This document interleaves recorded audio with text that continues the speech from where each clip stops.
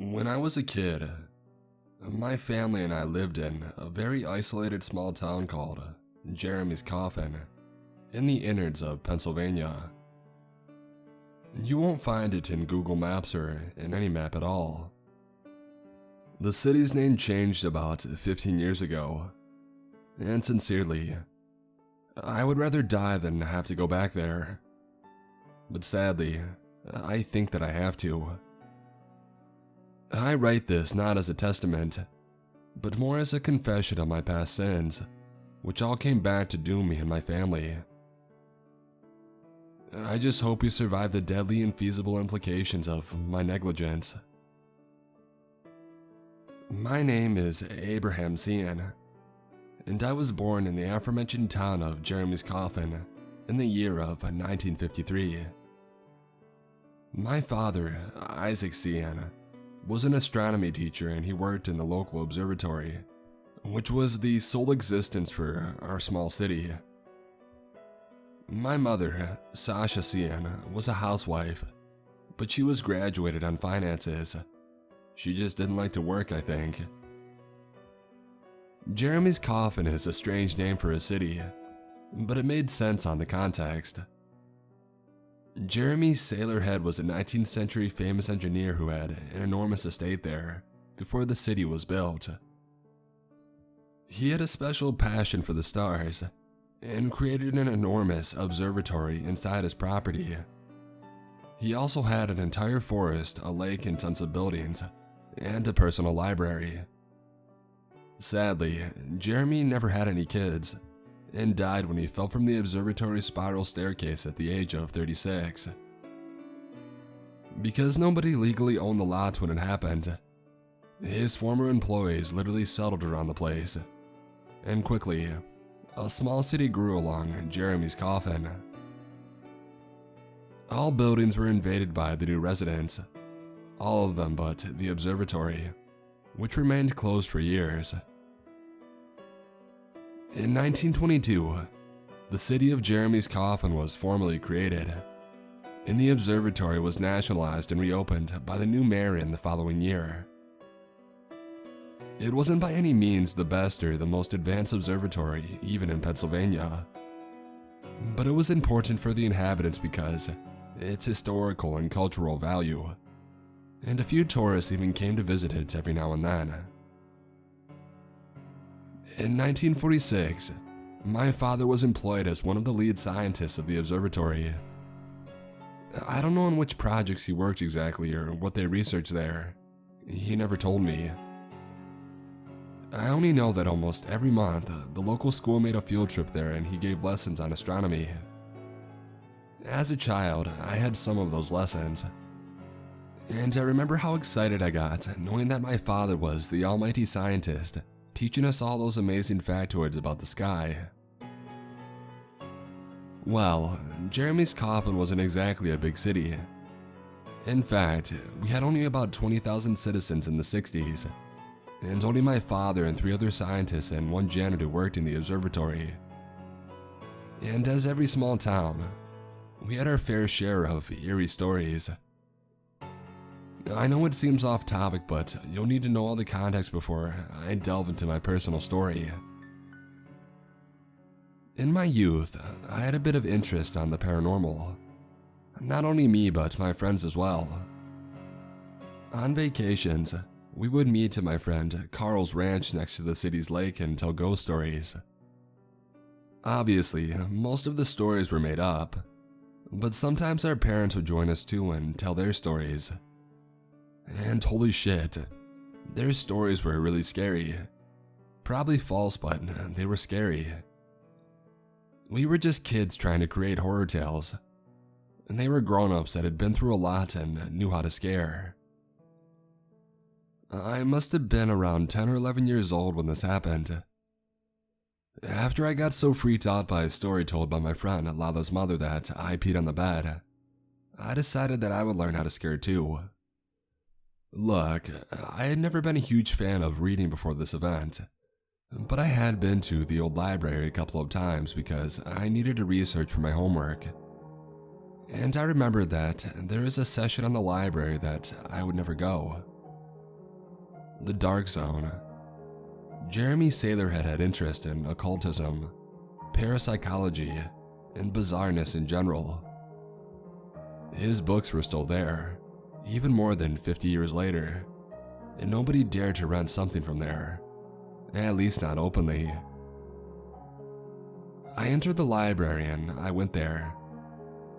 The section was as dusty and dirty as it was empty. I doubted that they had even cleaned it since Jeremy had died. Ironically, I became addicted to the old creepy books. Malleus Maleficarum, the Goetia, the Codex Gigas. There were copies of several pieces of bizarre literature there. Soon my afternoons turned to researching forbidden knowledge and learning some Latin. Carl Joffrey, my friend who belonged to the family who owned the ranch, soon joined me in my explorations, and we kept reading there every day for a few months. Until we decided to try a ritual by ourselves. We were both 12 at the time, and after a year or two of learning occultism, we thought that we were already expert magicians. Oh, how dumb we were. We decided to try to talk to Jeremy Sailorhead. It was a Saturday evening, and the place wouldn't open on weekends at the time. We secretly entered the observatory using a key that I had stolen from my father, turned on the lights and went up to the place where the founder had accidentally fallen from the stairs, and we prepared ourselves with some purification rituals and prayers. Soon, we were ready. We carefully put the Ouija board we had brought on one of the steps and began the whole thing. I don't remember exactly how it happened. It was a very long time ago. But I remember that after some good 15 minutes without answers, we were greeted by an entity that called itself the Gravedigger. Hello, I'm the Gravedigger. I'll answer 3 questions peacefully. If you want another one, I'll take something in return. Obviously, that scared the shit out of us. I even suspected that Carl was messing with me, but he seemed quite scared too. We exchanged looks and decided with a nod that he would make the first question. Are you a spirit? A ghost? He asked, trembling. No. Are you Jeremy Sailorhead? Carl questioned. No.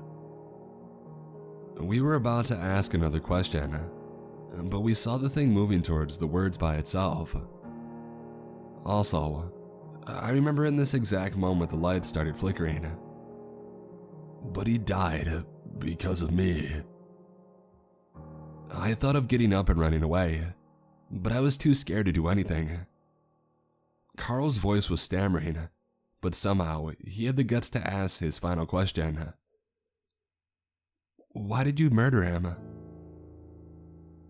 I didn't. He killed himself. You convinced him to kill himself? Carl realized that he had made a 4th question, and his face became completely pale. I'm so sorry, Abe, he muttered to me. The air got very cold, and the lights turned off completely, except for one.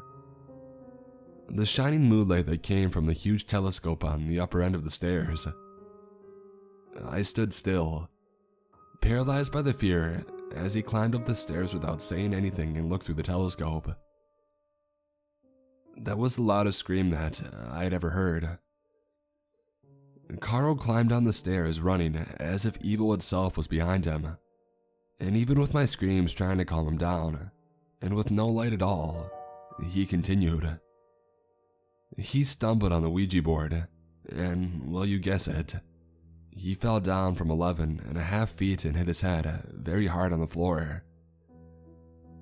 Immediately after the accident, the lights turned on, and I carefully climbed down the stairs and went to where he had landed. The Ouija board was right on his side, and a small amount of blood had covered the yes. Obviously, Carl was not well, and I'm not in any way trying to justify what I did. But please know that I was a child that thought I could play with something far beyond my comprehension. I thought that if I stayed there, or that if I tried to help, my dad would forbid me from going to the library, or talking to Carl, or even going to the observatory again. I didn't know what to do, and so I ran away as fast as I could, locked myself in my room, and I hid under the blankets. I woke up at noon on the following day. My parents asked me about Carl, and I had to lie that I didn't know where he was. It turns out he never went home, and his parents were knocking on all of his friends' doors searching for him or information. Guilt corroded me, but I managed to hide what I had done the previous day. I stayed most of that Sunday in my room, praying for him to be well. Carl was found when my father and his co-workers entered the observatory on Monday morning, still alive but unconscious, and with several exposed fractures, including one in his spine. He was taken to the hospital in Philadelphia and he was kept there for months. He never walked again. I was scared that he was angry at me, and I didn't want to see him, but my mother took me there anyways on Wednesday. My friend was completely covered in plaster and could only move his head and left arm, and had a very visible scar that commenced on his forehead and went down to his chin, passing through an eye, which also was removed in the accident. But if that wasn't enough, he had suffered a serious brain injury that almost completely incapacitated his ability to talk. He couldn't formulate full sentences anymore. "I'm so sorry, Carl," I muttered to him when my parents went to grab a coffee with theirs a few minutes after I entered the room. He grabbed my arm firmly, and with tears falling from his only eyes, he whispered, "Kill." He pointed at himself. I looked him in the eye. Despair, fear, bleakness, pure horror. I could only see those emotions on his eyes. That single look scared me more than anything that had happened before. Carl didn't want to die because of his new condition, or because he had feared the gravedigger. What he saw on that telescope scarred him forever, so much that dying was the only way of fleeing from whatever he had seen. I didn't kill him. I tried to tell him that everything would be okay, but I knew that it wouldn't. I never saw Carl again after that. The next Friday, he was finally able to use his other arm again, and he grabbed a pen and he plucked his remaining eye out, before he penetrated his forehead with it so hard that they only removed it with surgery. The doctors saved him, but Carl basically gave himself anencephaly. He died 2 or 3 years later when a rat decided to live in his innards and ate his functional organs.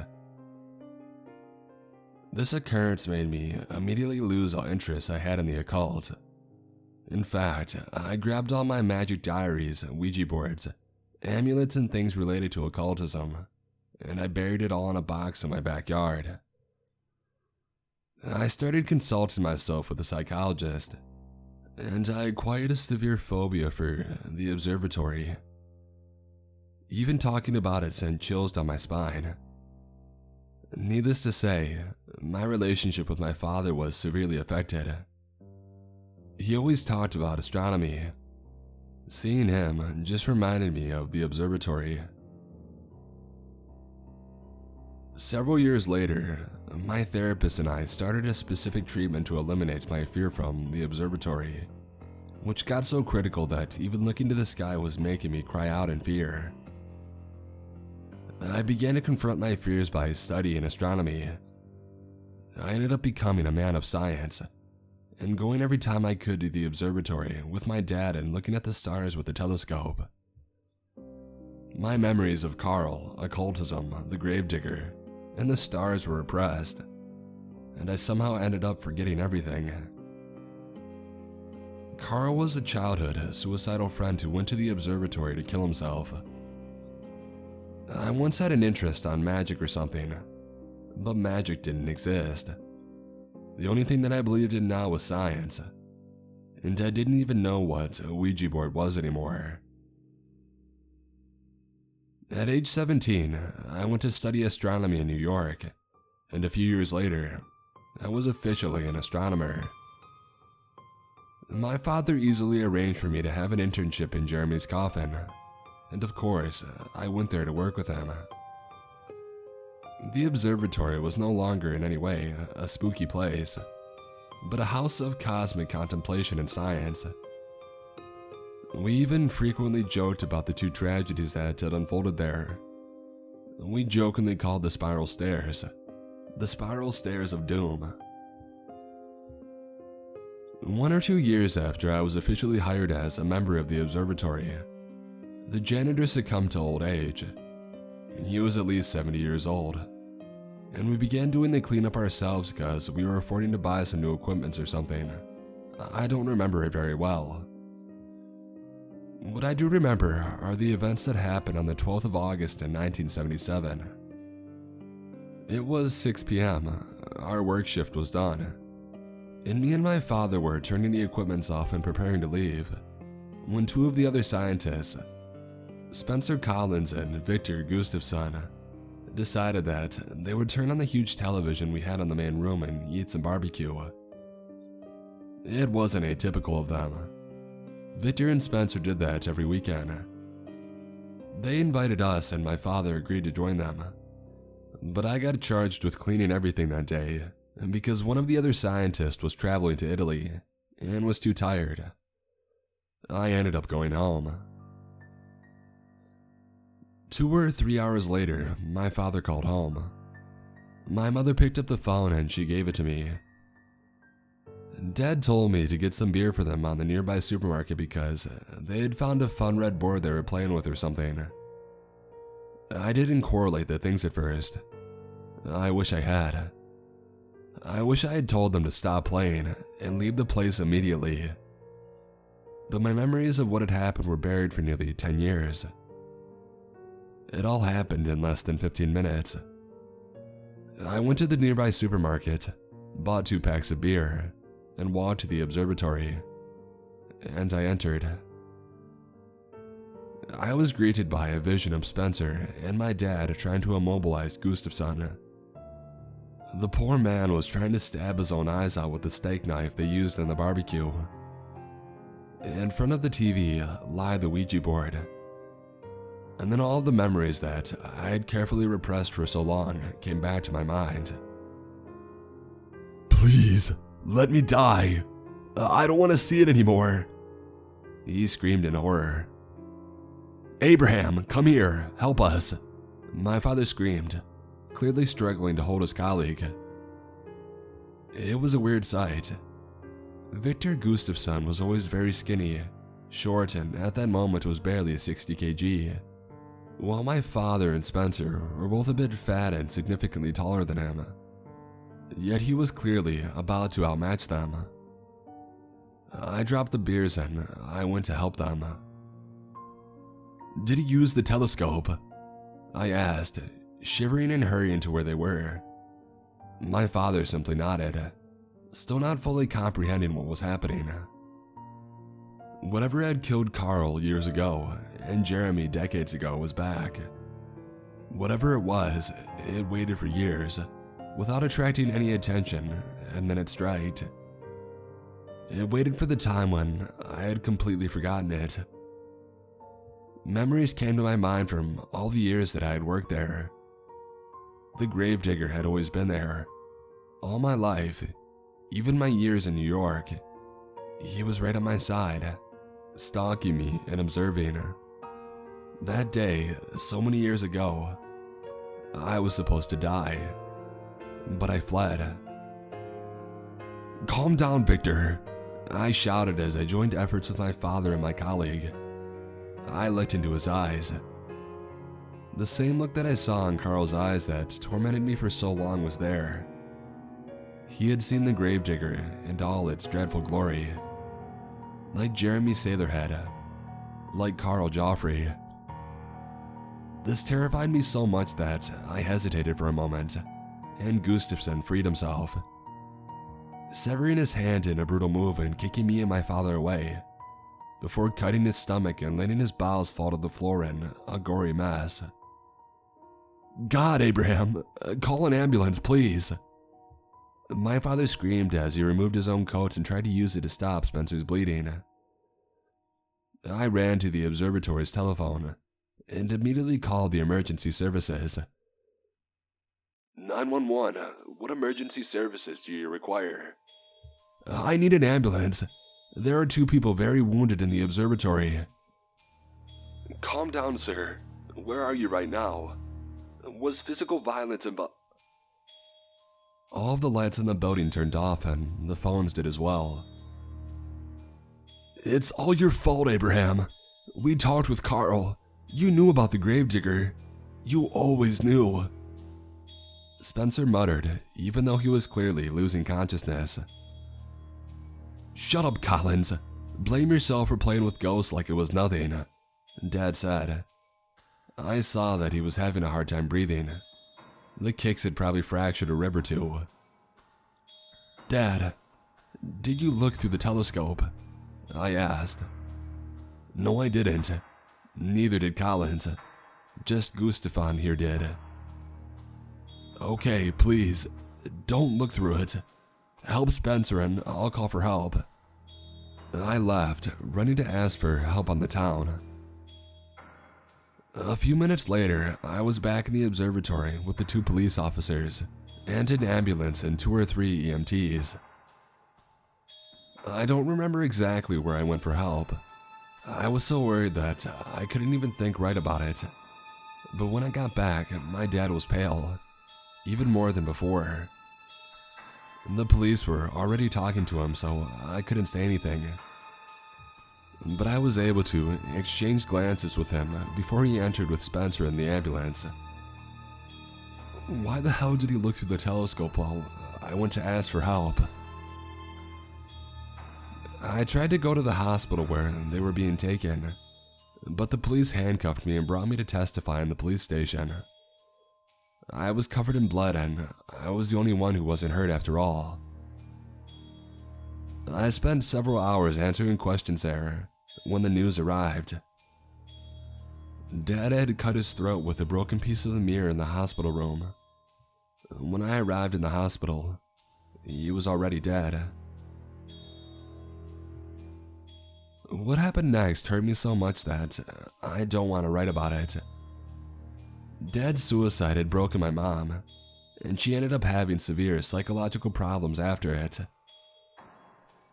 A few months later, she joined a weird cult and moved to Guyana. I never saw her again after that. I never went back to that observatory, neither did Spencer Collins, who in fact I've never heard of again since he left the hospital. The scientist who was traveling, Frederick Polar, kind of became the only astronomer working there when he came back. He tried to contact me to come back or even hire new people from outside the town, but he wasn't successful, and he ended up working there alone. Nobody wanted to work in that dreadful place. And soon, nobody was working there. Freddy, how we called him back then, was found hanging 2 or 3 months later. I had already moved away from there, but my mom was still living in Jeremy's coffin. She told me that the state had formally closed the observatory after the last death, but the FBI investigated the whole matter, and there were always 1 or 2 agents standing on the building's door. Men in black literally roamed the streets for months, and things only got weirder. People started to disappear, and the city acquired such a bad reputation that its name had to be changed. And honestly, I never cared about the new name. I never forgot what happened, but I got over it. I started teaching science to high schoolers, and ended up marrying one of my former university colleagues who had become a professor, Sarah Werschel. We had one kid, Maxwell Werschel Sehan. He's the reason that I'm registering all of this. Once again, when I had almost forgotten about him, the gravedigger struck when I was most vulnerable. Throughout Maxwell's early childhood, I was still not fully over what had happened. In fact, I'd never been. I'd had a drinking habit that I finally got over a few years ago. I never got violent with him or my wife, but I could be quite sincere sometimes. And even if I can't fully remember it, sometimes I would let the secrets of Jeremy's coffin slip through my lips. Maxwell soon knew about the gravedigger and all the deaths that surrounded my former life. Sarah, as you can imagine, wasn't amused by my chit-chatting about those events with the child. With her help, I battled and defeated alcohol addiction, but the damage was already done. Maxwell grew up knowing that something weird happened back there, but not knowing what exactly or what was the gravedigger. And I can't blame him. I still don't know what the gravedigger is or what he wants. As my wife ordered, I never talked with him openly about those occurrences. I did wrong. By not talking about how despairing my hometown events were to me, I allowed him to go and try to discover them by himself. Maxwell, together with a few friends from his university, decided to get a camera and go there urban exploring. I tried to stop them from doing it, but they were already too curious and calling me paranoid. I'm on a bus right now heading to Jeremy's coffin, or what's left of it. The city looks like a freaking ghost town and most of it now is old and decaying. I don't know if I'll be able to save Maxwell and his friends, and I doubt that I can arrive in the observatory before them. They left at least 1.5 hours before I got into the bus. I don't know if I'll survive, but please, like suicide and drug addiction, these kind of paranormal things must be discussed. Forgetting the past or ignoring it allows it to happen again. I've committed this error twice, and this is the main reason that I wrote all of this. If this happens with you or your family, don't bury the memory. Talk about it, even if it hurts.